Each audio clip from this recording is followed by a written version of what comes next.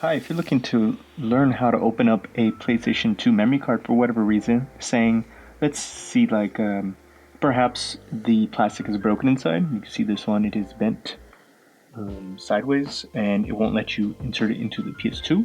So you're going to want to either fix this, either the data's good, just the port is bad here, and so you'll get a donor one.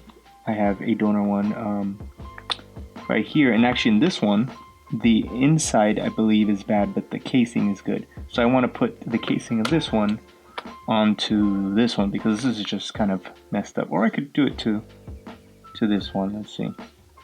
I think I may do it. So you're going to need the tools. It's really simple. You're going to need a tiny screwdriver. You're going to take these two pieces off. Let's see. I'm going to use the insides in this one. I'm thinking which one to. Okay, take off this one and replace it with this one. Okay, get that one out of here. So you want to get it, and you see right here, there's only two little places where you can open it. I'm gonna open it up. Right there. They're really tiny screws. Take them out. Don't lose them. Here's another one. Oop.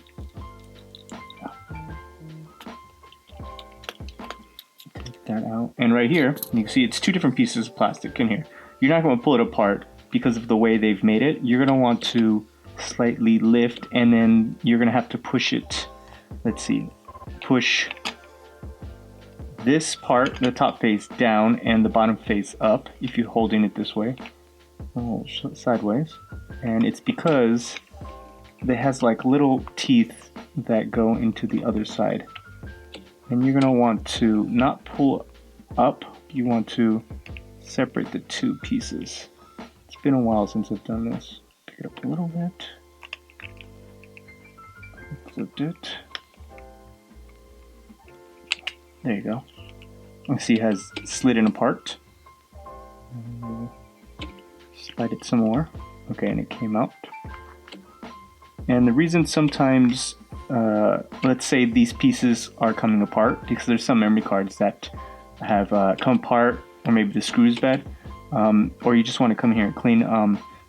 Is sometimes that this part gets loose because there's little plastic spacers that are holding it up from coming down, because I've ran into a few where this piece will be in the bottom, and when you insert it into the place, it's not going to read the data because it's not touching the pins.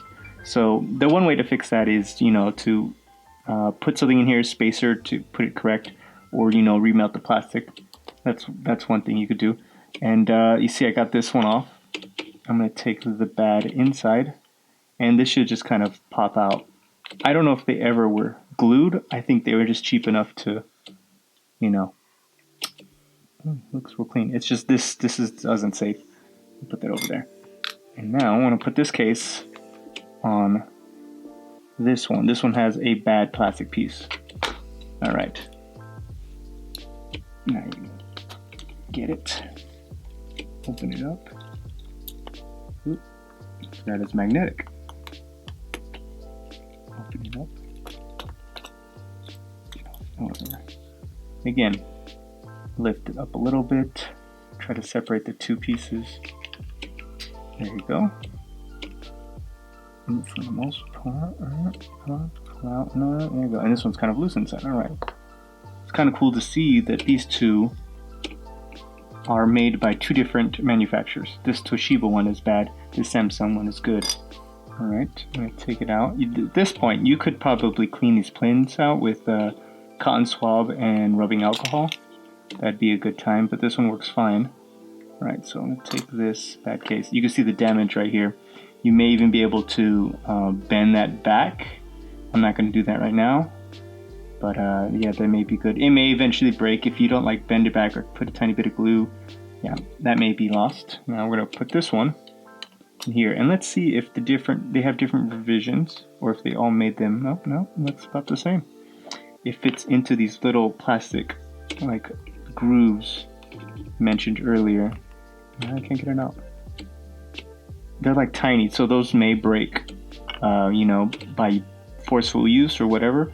And now you're gonna see you want to put it back on, and you want to slide it on the back part And get it. Oh, and snap right in. There you go. Now you're gonna get the screws and then put them back in. You could probably clean the screws if you want. And put it back in. And I don't want to put too much force past the point where it doesn't want to move anymore, because it is just metal going into plastic screws, and well, metal wins over plastic for the most part. You know, you just want to get it snug enough where it's flush. There you go. And you see it's all good and new. And now you just plug this into your PlayStation 2 and it should work. It should be fine and plug in great. So if you have any other PlayStation fixing videos or repairs, please look in the description down below for other things. If you're looking just for, perhaps after this your memory card still doesn't work, there may be a affiliate link for just PlayStation memory cards, because you know sometimes these may not be savable.